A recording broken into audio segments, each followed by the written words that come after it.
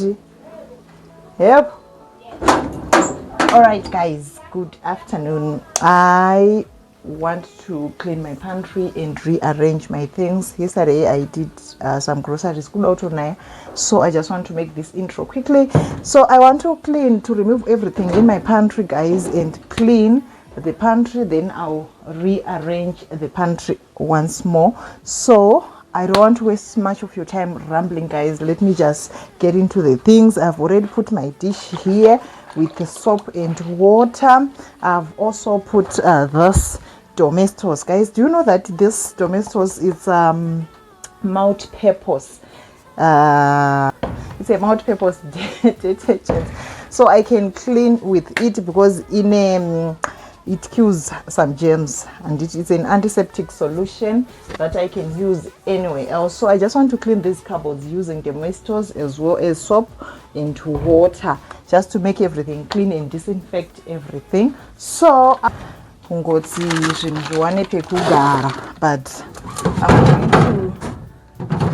clean this cupboard.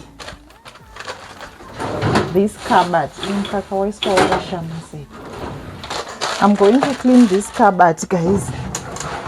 So I have to remove zvirimo. Miripiri. Mwana dovira ndakauya naro musungu. Ratopera.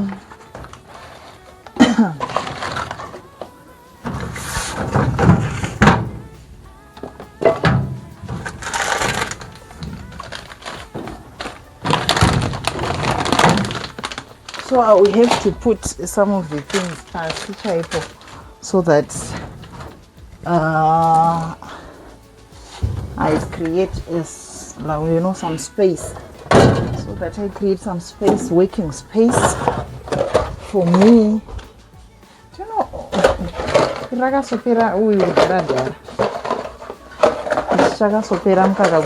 it's still in the pantry, guys. I don't know what's happening in the pantry. So sometimes to do this thorough cleaning of the pantry, and this one changa chine my batteries, but I'm also seeing still in the pantry. Then these are some of the batteries. These are torch batteries. Sometimes we use torches in this house. Chantel, yautore vim.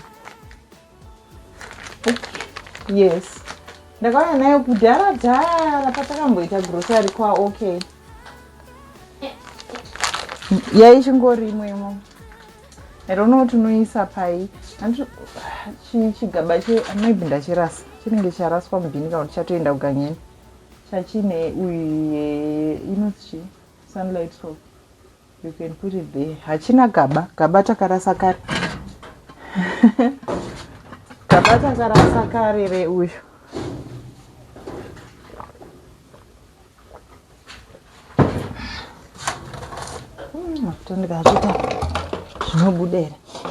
Even this chakapera juice chingorimo food still.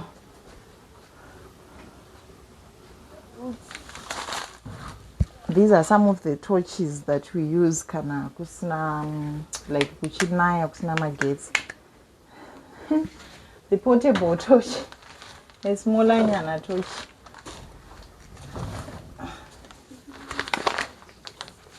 What are you doing at the window, Kichi? No, I'm still kissing.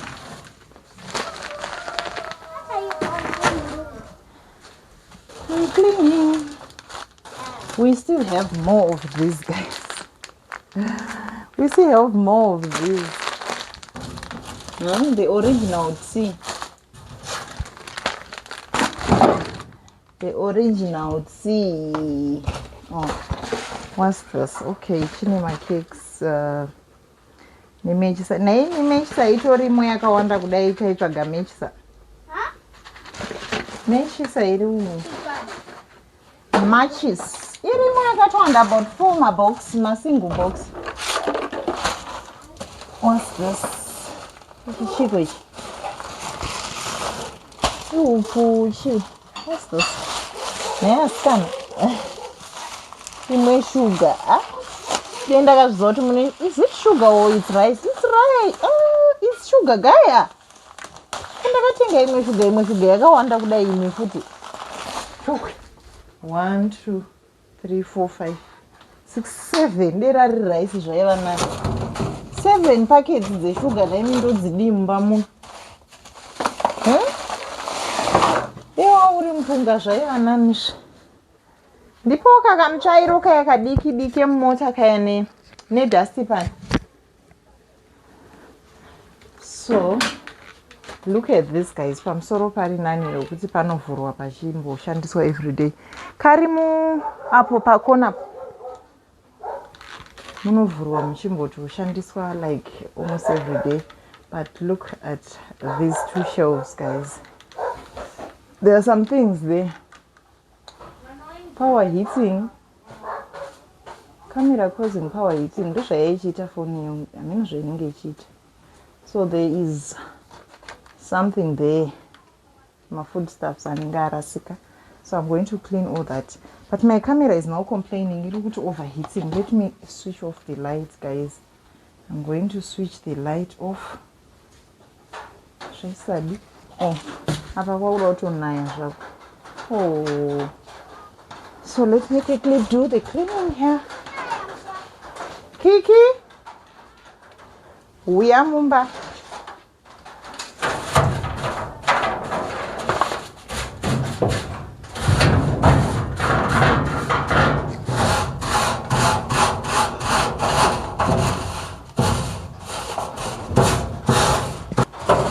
They are very old. I bought these cupboards in 2013,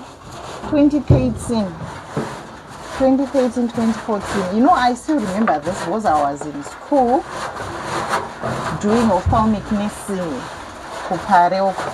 That's is it that? No, it was way before 2011. Before I went for ophthalmic nursing, 2011, 2012.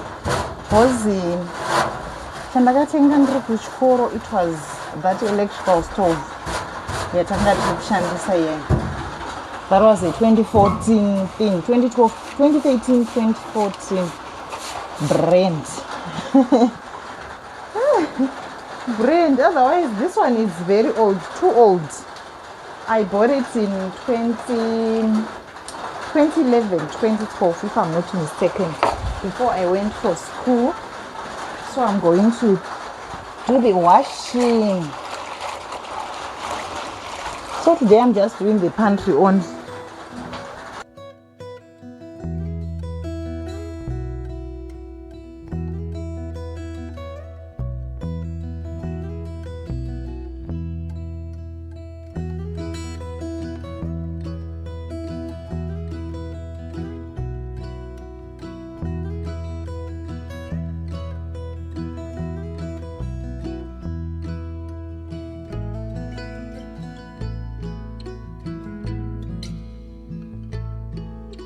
So my shelves are now clean guys.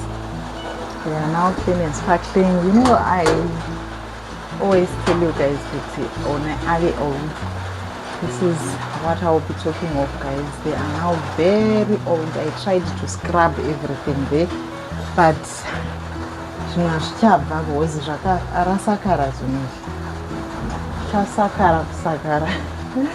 but it's clean now. Clean, dry, clean. Of course.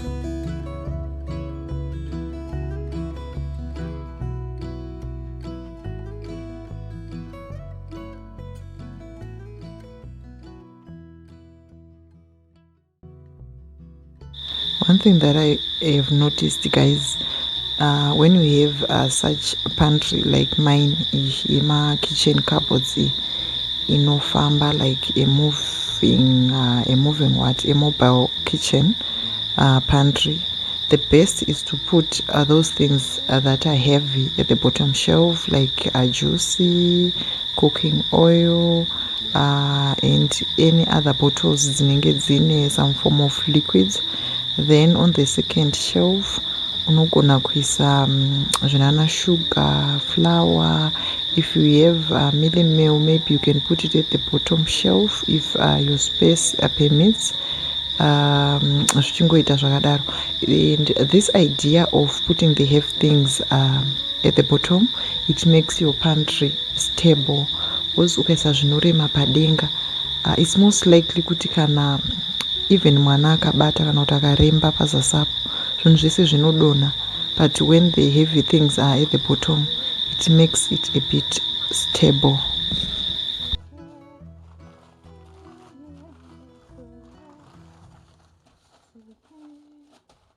The other thing, guys, is for you to put those things you use more frequently a shelf easily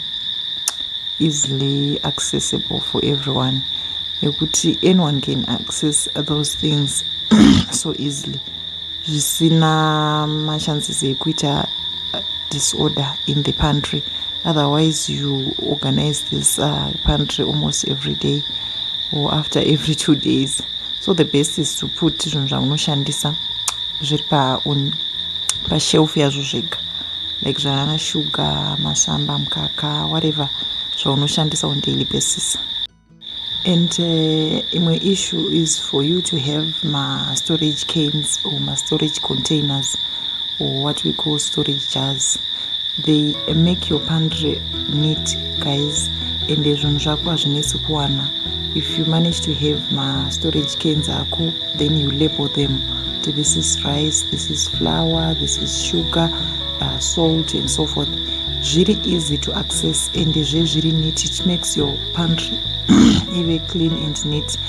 And also you need to have my bigger containers, like I also have my containers mahombe, like vana acha ekuisa zvinhu zvihombe, like upfu hwangu. You can store upfu in a bucket or in acha, zvimaacha buckets zvezve. You can also put zvinana magrains, your grains, food magrains iya zvinana nyimo, beans, dzungu, those plastic buckets zvidiki zvazvatoti zvimaacha here in Zimbabwe. Zvinoita kuti pantry yako, even kitchen cupboards ako ave neat. And you are someone asina fridge like me, because most of the people, they keep mazai in the refrigerator. But as for us, we don't have electricity yet, so we store our eggs in this plastic tray. Anenge ari safe hakunzike, then haore, and like ari muzvima whatever the eggs tray anenge atinotenga nawo. So it's best to keep them in these plastic trays. You keep my eggs ako are safe for longer periods.